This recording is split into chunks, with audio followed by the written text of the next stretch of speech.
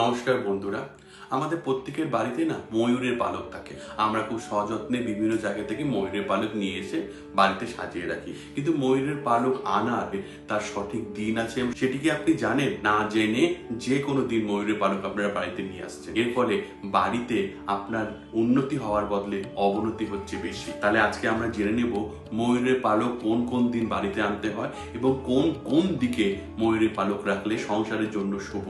প্রথমেই বলে রাখি, ময়ূরের পালক, ময়ূরকে অত্যাচার করে যে পালক বা ময়ূরকে মেরে যে পালক নেওয়া হয়, সেই পালকের কোনো লাভ হয় না, আর কোনো শুভ নেই। ঝরে যাওয়া পালক, সেই পালকটি বাড়িতে আনবেন। ময়ূরের পালক যখন আপনি আনবেন, সবসময় মনে রাখবেন ময়ূরের পালক আনার নির্দিষ্ট দিন রয়েছে। জন্মাষ্টমী, একাদশী এবং শিবরাত্রি, সেই সময় সেই দিনে মানে শিবরাত্রির দিন, সেই দিন আপনি পালক বাড়িতে আনতে পারেন।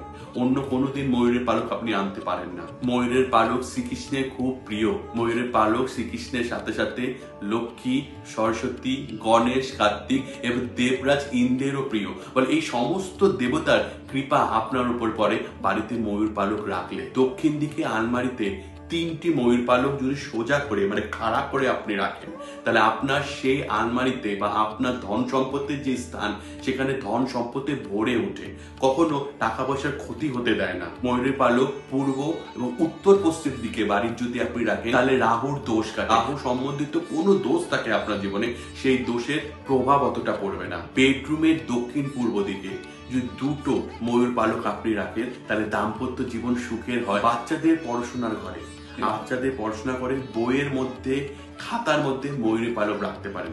এরপরে পড়াশোনায় তাদের মন বাড়ে এবং তারা মনোযোগ দিয়ে পড়াশোনা করে। মনে রাখবেন, কখনো ময়ূরের পালক বাথরুমের কাছাকাছি রাখবেন না, রান্নাঘরে রাখবেন না, এবং ময়ূরের পালক দরজার বাইরে রাখবেন না, মানে সদর দরজা বা মেইন ডোরের বাইরে রাখবেন না, এতে অশুভ হয়। এই জিনিসগুলো যদি আপনি যত্ন সহকারে মেনে করতে পারেন, তাহলে আপনার জীবনে ময়ূরের পালকের শুভ দিকগুলো আপনি পাবেন। আমাদের চ্যানেল যদি ভালো লাগে তাহলে অবশ্যই সাবস্ক্রাইব করুন। তাহলে আজকে এটুকুনি রাখছি।